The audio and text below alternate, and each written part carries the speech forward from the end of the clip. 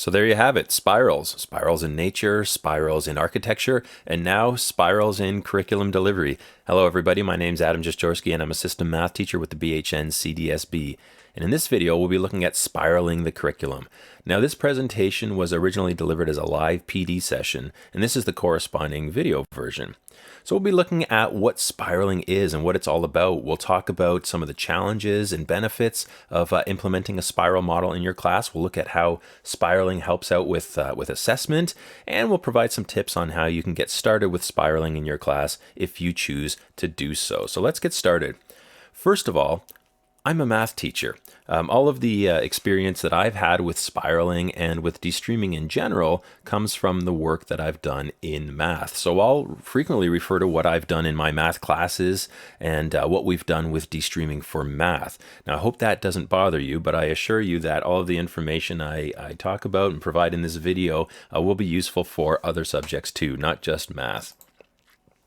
This is not meant to be a how-to guide for every course, so I'm not going to provide details on how to go about spiraling in every subject. We really don't have the time for that, and I really don't know a whole lot about teaching the other subjects anyway, so you probably wouldn't want me to do that. But I encourage you to have those conversations with your colleagues in your department if you choose to try out spiraling in your classes. So why are we talking about this? Why are we talking about spiraling? Well, really, this session, along with the corresponding sessions on assessment and high-impact strategies, are meant to take us from the why of de-streaming to the how. Our first PD session, as you'll probably remember, dealt with why we're de-streaming. Why are we de-streaming in our board? Why is the ministry moving towards a de-streamed model in secondary schools? These videos, and this one in particular, is meant to give some ideas on how we can successfully implement de-streaming in our schools. So that's the main reason we're doing this, is because it is a good way to go about setting up a de-streamed course, and for that matter, it's a good way to go about setting up any course. It's relevant to all courses, not just those that are the newly de-streamed ones, but university preparation, college preparation, applied academic, all of them. This information, this way of going about teaching and setting up your course is valuable to all of those courses. It's linked to assessment. So a lot of the de-streaming conversations I've had recently end up turning into conversations about assessment. How can we successfully assess and evaluate our students in de-streamed classes? And these conversations on assessment often do lead to talking about how we can go about setting up our class and our course to facilitate assessment and evaluation. And spiraling always comes up when I have these conversations because it really can assist with handling assessment and evaluation in de-streamed classes, or any classes really for that matter. And lastly, there was some indication in the follow-up survey to the last PD session that said you might benefit. You might find some of the information here valuable because you're looking at how to go about setting up your newly de-streamed classes. Now, why am I presenting this session on spiraling? Well, really because I love it. But I won't give you the full history of how I got into spiraling, but I will say this: there are really two resources that have significantly impacted the way that I teach and the way that I think about learning over the last little while. And one of them you've already heard me talk about, which is Peter Lildahl's book, Building Thinking Classrooms in Mathematics, grades K to 12. Now, sadly, although I've had the pleasure of seeing these ideas in action in our current grade 9 math classes, I haven't had a chance to try them in my own classroom since the book was released in 2020, and I haven't had my own class since 2019. But nevertheless, it won't be long till I am back in the classroom where I'll most certainly be using the strategies from this book. Now, the other source of inspiration that I'm referring to is a short TED Talk video that I watched several years ago, and I'll be showing you several clips from that video in this presentation. Now, to make a long story short, about 6 years ago, I was chatting with another teacher from our board, Teresa Mosher. Many of you surely know Teresa. And in our conversation, she mentioned that a teacher in I believe it was the Hamilton board, was implementing a different approach to teaching the grade 9 applied math course, and this approach was called spiraling. Now, I was immediately interested in what she was saying because I had been teaching the 9 Applied course at least once a year since 2005 and was really looking for something new, not only to maintain my own interest in the course, but also to help students with some of the barriers to success that they seem to be facing year after year. Anyway, I went home that evening and I did a quick Google search on spiraling, and I came across a TED Talk video from Kristin Phillips, who at the time was a principal in the Waterloo Regional District School Board. Here's how that video started. So this is my car clock. I have an older car. You know how the time changes twice a year? Well, yeah, I drive around for a couple weeks, and I think I'm either too early or too late. And eventually I do figure out how to change the clock, and I push 3 buttons and turn 2 dials. But I really don't know how to do this. And so why is it that the learning I do twice every year doesn't stick? And that is what I have been thinking about for about the last 5 years. How do we teach in schools to get sticky learning? So I watched this 20-minute video, and again, I'll be showing you several clips from it in this presentation, and I was immediately sold on spiraling. I started implementing the ideas the following year, and it was awesome. I'll tell you more about why it was awesome soon. But I can tell you this, I would never return to what I was doing in that course before spiraling, and when I do return to the classroom, I plan to implement spiraling in the other courses that I teach as well, not just the grade 9 one. So that's why it's me doing this presentation on spiraling, because I have personal experience with it. I've seen firsthand how successful it can be, and I love it. But before we get into the nuts and bolts of what spiraling is all about, perhaps we should consider the problem that it's supposed to help solve. So every year there's all this stuff that we have to teach, fondly known as the curriculum. And as teachers, we traditionally divide it up into 2, 4, 6-week units. We teach the unit, we test the kids real quick, we check it off as done, and we move on to the next one. And we like it this way. It is organized, it is efficient. As teachers, we really like that done check mark in our books. And it has been done like this for centuries. So we think this must be how students learn. But maybe there's a better way. So what is this better way? Well, Kristin Phillips relates it to a personal learning experience. And I started thinking about a newer experience that I've had in learning. And how did I learn this new skill? Well, I throw pots on a wheel, not at walls, mostly. And it's been a very humbling experience. You know the movie Ghost, Demi Moore? It's not that easy. And the thing about throwing pots is that you have all of these skills that you have to use for every pot, every time. And my very, very patient instructor, Jason, has taught me how to make the pot every single time for every pot.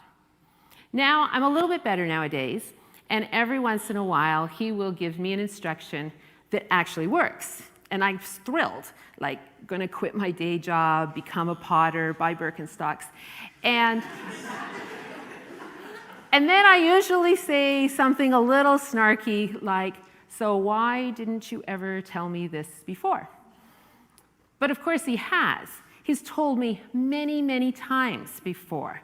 It's just taken me a really long time to integrate all of the knowledge so that I can throw pots. And when we take that idea of repetition and learning and apply it to the curriculum, like the actual curriculum expectations, we get a spiraled curriculum. Check this out. And I'm beginning to think that maybe there are some things about learning that might be true. Once a year units, like fractions, don't make for sticky learning. Some concepts, like telling time for 7-year-olds, might just be too complicated for a 2-week unit. And some things, like learning to throw pots, just need lots of time and repetition. So I always say to my teachers, try something new, no one will die.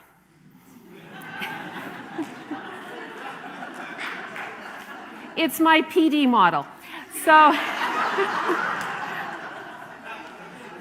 in fact, I say it so often that some of them made me a sign. It hangs in my office. We might get t-shirts. And I was thinking, if teaching in discrete linear units didn't make for sticky learning, then maybe we needed to try something new. And what would happen if we spiraled the curriculum, returning to key concepts like fractions or multiplication or division or time many times over the course of the year, and not just in one yearly unit? After all, they are end-of-year expectations. There is nothing in the curriculum documents that says any student needs to master anything in November, or January, or even April. It is not there. I did go and look.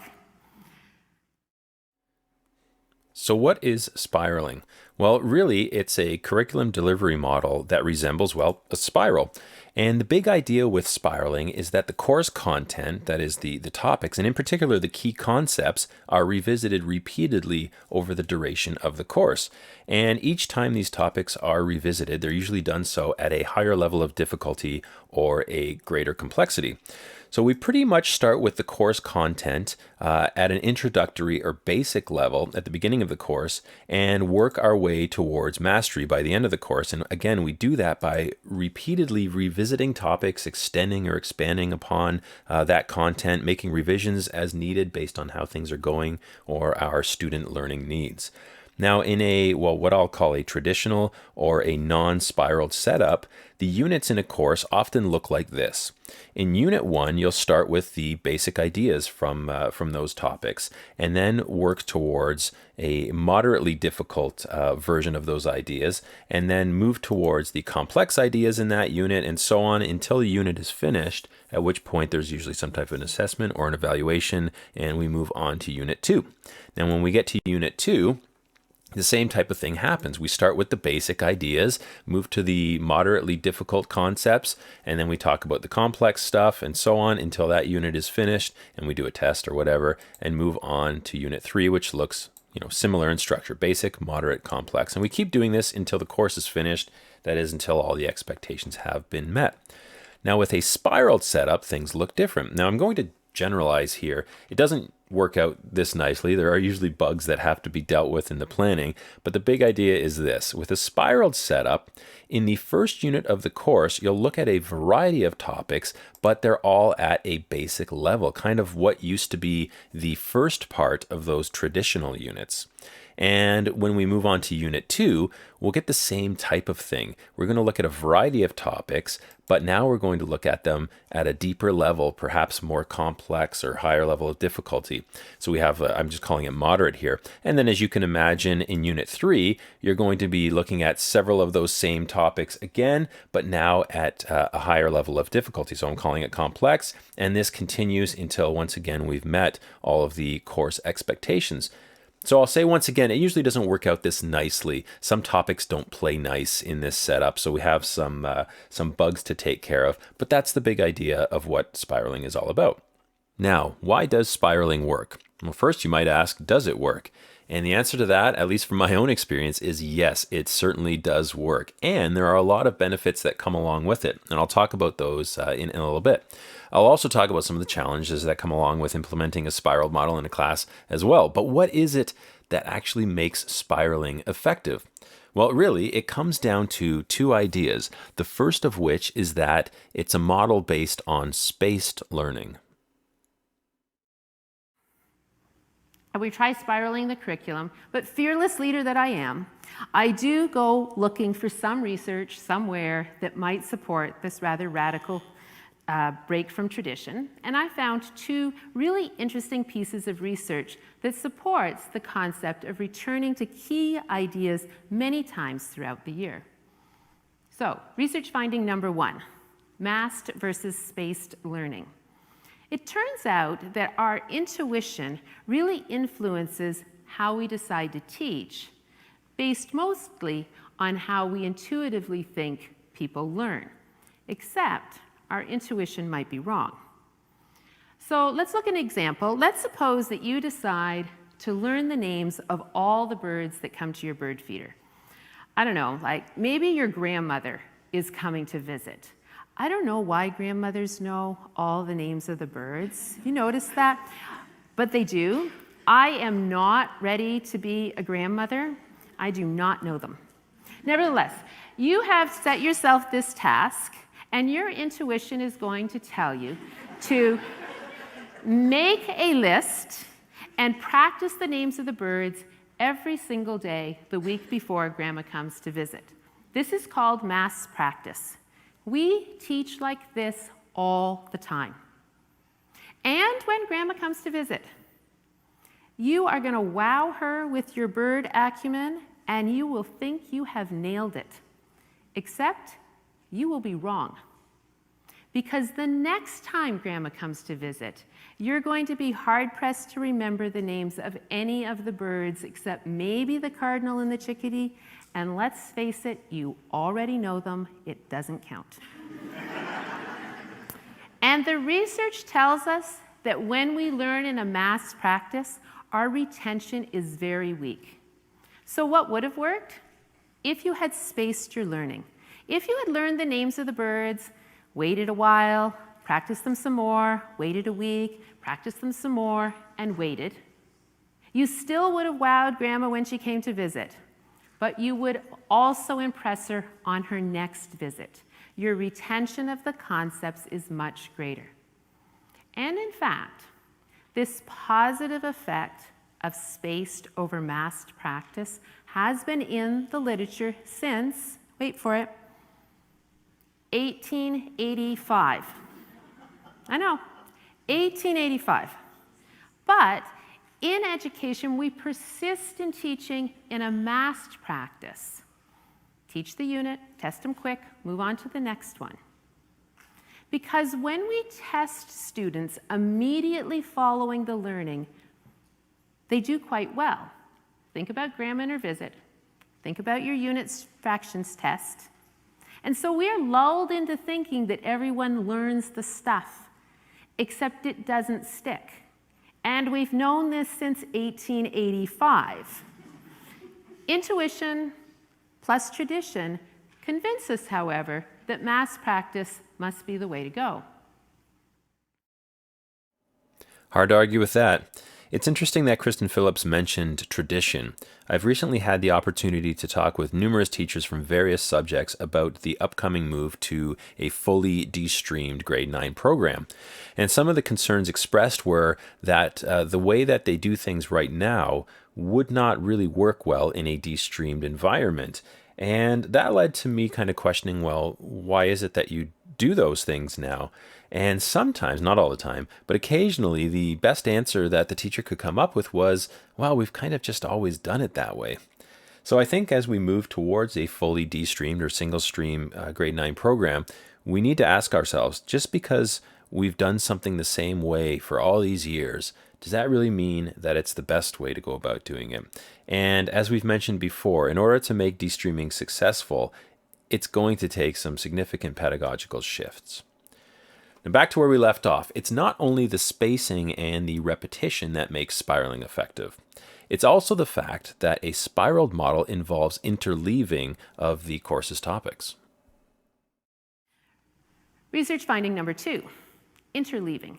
Let's go back to the birds.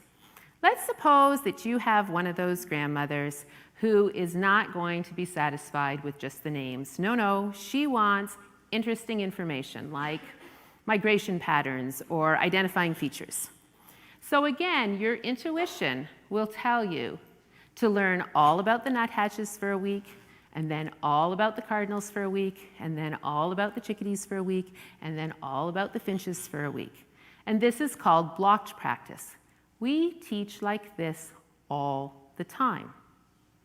Except when Grandma comes to visit, you're not going to remember very much about the differences between the birds, and she is not going to be impressed. However, had you interleaved your learning and learned about the cardinal and the nuthatch and the finch and the chickadee all at once over multiple learning opportunities, Grandma would be impressed. It turns out that our brains really like learning in interleaved ways because it helps us to figure out how to compare and contrast and see similarities and differences. But our students fall victim to blocked practice all the time. A few years ago, I was doing a math lesson study with a group of teachers, and we spent the part of the morning coming up with this really great lesson for a grade 3 class. They're about to learn about the subtraction of multi-digit numbers. And as we're walking into the classroom, I casually say to the classroom teacher, "So what do you think your kid's greatest challenge is going to be?" And she said, "Oh, they're going to add the 2 numbers."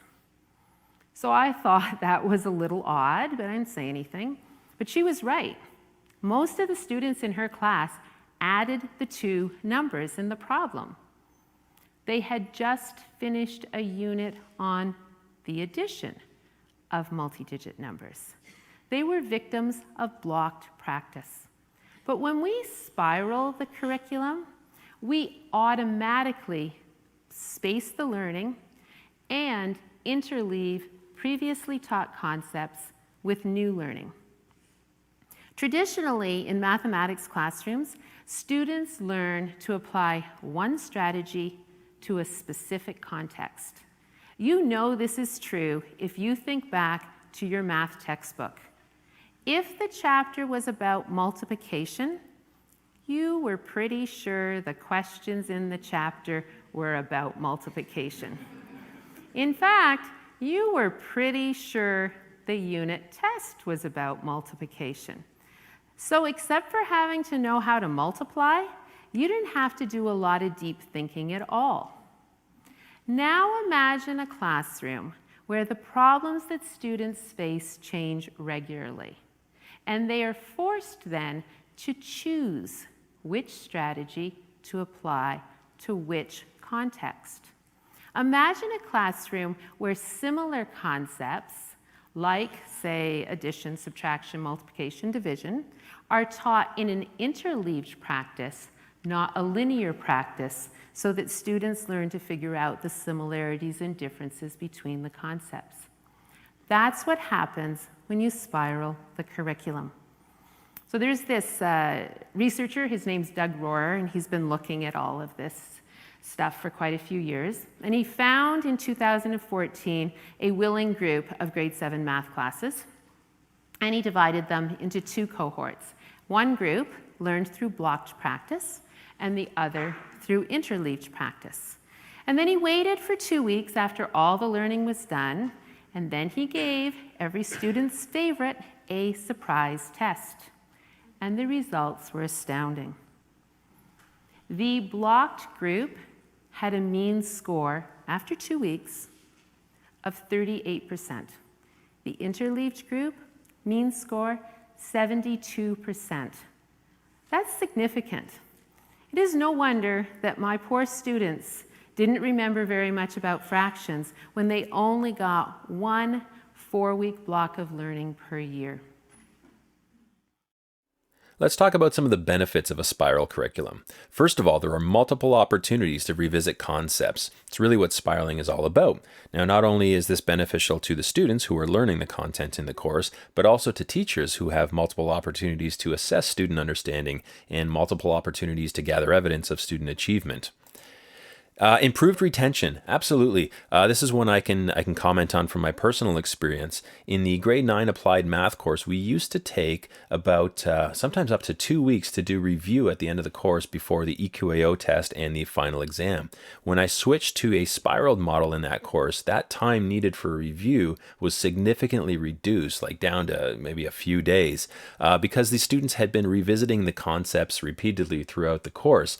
So there was nobody really saying, "Oh, Mr. G, I haven't seen this stuff since September. I don't remember any of it," because they'd been seeing it over and over again throughout the whole course. So definitely a benefit of a spiral curriculum is that improved retention. And less panic. Yeah, less panic overall, not only from students, but also from teachers.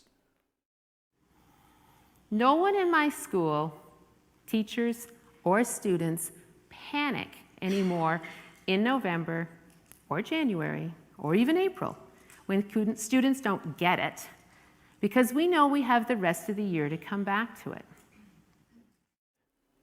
Spiraling also allows for several rich learning opportunities. Here's an example from the grade 9 applied math class that I taught when I began spiraling it. We don't have to go through all the details here, but pretty much Manuel is planning to install hardwood on his living room floor, and we're told some information about that floor, like the dimensions of the floor. We're also told a little bit about the boxes of hardwood that he's going to be using, like how much area they cover, what a box costs, the fact that we have tax on those, and also that the store is offering a 20% discount. So a bunch of different mathematical topics weaved into one question. And you might say, well, that's pretty typical for a math question. And I would agree, but the beauty of spiraling is that I could give my students this question very early in the course because they had already seen these topics at a basic level. Whereas if I wasn't spiraling, I'd have to wait until quite a bit later in the course before I could assign a problem like this, because they'd need to see each of those topics in their own little units before they could handle a problem like this. So definitely some opportunities for rich learning tasks when you're doing spiraling. Furthermore, it's less mundane, and I think right to the grade 9 algebra unit in the applied course, and it was torture when we were doing kind of the traditional setup, torture for the students, and as a result, torture for me, because we had all of this abstract math, seemingly not really related to real world applications at the time. And day after day of that was enough to make the students want to disengage. And when I started spiraling, it worked out a lot better for a couple of reasons. First of all, that material was spaced out, so the students weren't seeing that abstract stuff just day after day. But furthermore, it allowed us opportunity to connect it to the other applications, real-world applications that were being studied in the units. So definitely makes it a little bit less mundane when you're spiraling, especially for units like the algebra one in the old 9 applied class. Now, you might think, does it get the feeling that we're jumping from topic to topic and it's kind of, things aren't flowing nicely because of that jumping? And the truth is, well, first of all, I can tell you that none of the grade 9 applied students ever complained about that. But if we plan it well, it really doesn't happen. And it really seems to be more of a teacher concern than a student concern. But the trick is to be open to making adjustments as you go. It's probably not going to be great the first time. And I can tell you, when we did this in grade 90 streamed this year for the first time, we had a lot of work to do because it did feel like there's a lot of jumping around going on. But after the first time through that course, we made adjustments and it became much better. And finally, the benefits of a spiral curriculum go beyond these other things that I've mentioned, and there are several other bonuses. So spiraling the curriculum has got us sticky learning for sure. But then it had all of these added bonuses that we hadn't even anticipated. We no longer teach in a blocked practice, but in very fast-paced mini units in all subjects, not just math. So our students are far more engaged and enthusiastic. They are more flexible in their thinking and better problem solvers. Because there's a new challenge every day, they've become very confident in their abilities to solve problems. In education, we have to stop relying on tradition and intuition, particularly when our observations of student learning and research tell us otherwise. Spiraling the curriculum is just a change in our thinking, but it has made a huge difference for the students in our school. None of my teachers would go back to teaching traditionally because we do get sticky learning and we have very engaged students. So far, no one has died. Now let's get into some of the challenges associated with spiraling, and there are a few. Now, people often say to me, especially recently when it comes to de-streaming, Adam, tell me what it's really like, in the classroom. Be realistic. Don't sugarcoat it. Don't make it all sound rosy. Well, I can tell you with spiraling, it is a huge pain in the butt, especially at first. It takes a lot of work. And one of the biggest obstacles is that it often does require a lot of change, and change is tough, particularly for teachers. So I'm working at the time with this really courageous and adventurous group of teachers, and they're thoroughly indoctrinated into try something new, no one will die. And so we decide to stop teaching like this, where each of those comforting check marks represents one done unit, and start teaching like this. Now I can see that those of you who are teachers are feeling a little uncomfortable, maybe squirming in your seats a bit, because gone are the comforting done check marks. But we jump into it anyways. Spiraling also requires a ton of planning, and not just that, but also a lot of replanning. I can tell you from our experience with the grade 9 streamed math course that we had to make several adjustments before we were happy with it. Now these are adjustments between semesters, but also while the course was running. It is messy, and I use that word intentionally here. I know it got a little bit of a bad reputation at the last meeting, but it really is the best word to describe what it's like. So I've been mucking about with spiraling the curriculum for about 5 years now, and in 2 different schools. Mucking about is a deliberately chosen word here. It's not a lack of vocabulary on my part. It has been really messy and hard, and my very courageous and adventurous teachers have had to rethink everything they thought they knew about teaching and learning. But we get sticky learning. When we come back to concepts throughout the year, the students say, hey, I remember this. And they continue to learn and persevere. We don't start at square one each time. And concepts which had previously been difficult for our students to learn are being mastered by the end of the year. Another challenge with implementing a spiral curriculum is adapting previously made resources. Obviously, nobody wants to reinvent the wheel. We have these great resources that we've created or purchased, and we'd like to use them. And I can tell you that this certainly can be done. Sometimes we just have to do a little bit of editing or a little bit of kind of chopping up and deciding what we want where in the course so that it works well with our spiraled model. And the same thing goes for textbook integration. We have these textbooks. We'd like to keep using them. They have great questions, great information. But we do have to, if we're going to switch to spiraled delivery, probably go through those textbooks and kind of decide what we want where, because traditionally, textbooks are not set up in a spiraled fashion, at least not in the big picture. But it definitely can be done. Those resources can still be used. And lastly, and I won't go into a ton of detail about this because there's another session on assessment offered. I recommend you check that out if you're interested in more details. But yeah, assessment, what does it look like when we're doing a spiraled course, a spiraled curriculum? Well, I'll tell you this. First of all, there are multiple assessment opportunities throughout the year, which is one of the huge benefits of spiraling. So even if students are not, getting things in that early stage, as we progress through the course, we have several opportunities to check up on the students, see if they're progressing, and see how their understanding is improving. Now, whether you're doing spiraling or not, I strongly recommend that you gather your evidence of student achievement from a variety of sources. And of course, I'm talking about observations, conversations, and products. And also recognize that the balance of those might be different for each student, and that's totally fine. So yeah, it's about multiple opportunities for students to demonstrate their understanding in different ways and at different levels, because as we move through a spiraled curriculum, generally the level of difficulty is increasing. What about tests? People say, Adam, what do tests look like in a spiraled course? Well, I'll say that tests are still an option. Here's an example of one I used back with my spiraled 9 applied course, and it's really nothing impressive. But as you can see, we have a variety of topics. We start off with lines, and then we talk a little bit about percentages here with a money context. We move to measurement, and then we go, looks like back to rate of change, lines, equations of lines, and so on.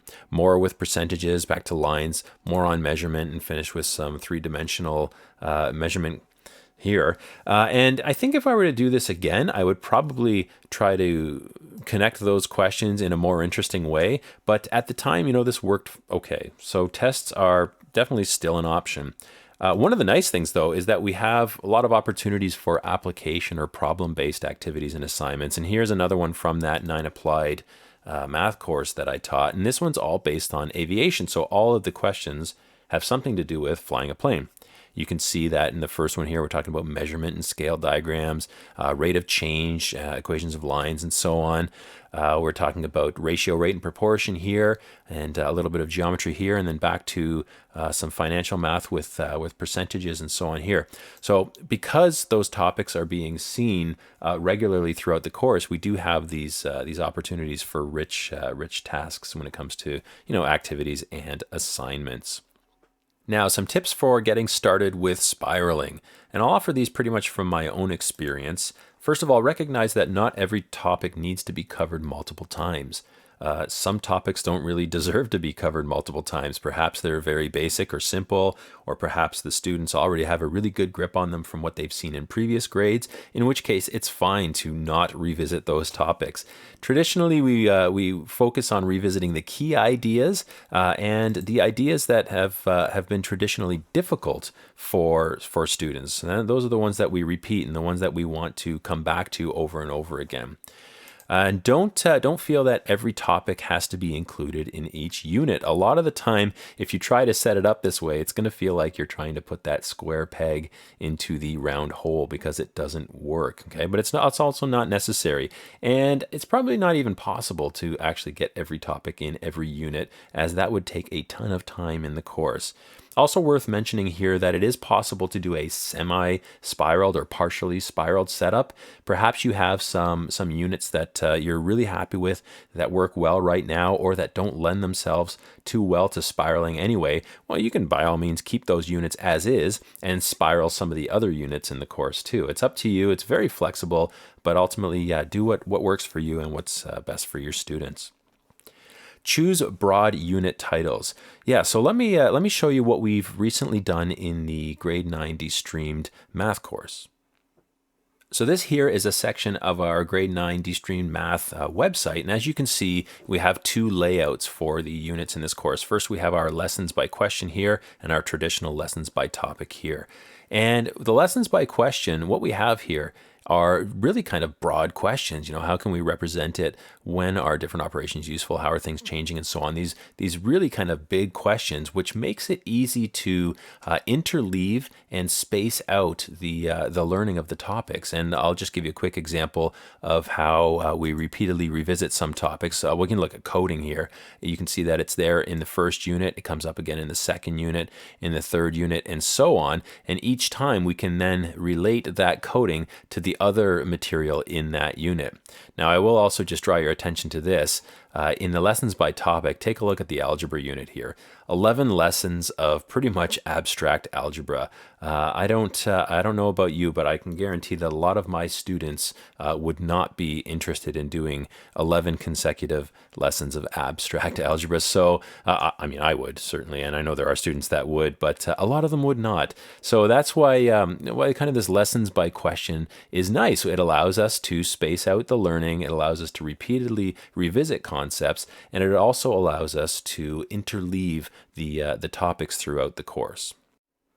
So what might this look like in other subjects? Well, I did do some Google searching to try to get an idea of how one might set up a spiraled curriculum in other subjects, but I didn't find anything really useful. There's a lot of great information out there on the benefits of spiraling in other subjects and some micro bits of information as to how you could go about spiraling, but nothing big picture. So I started thinking about what I would do, perhaps, if I was a teacher of other subjects.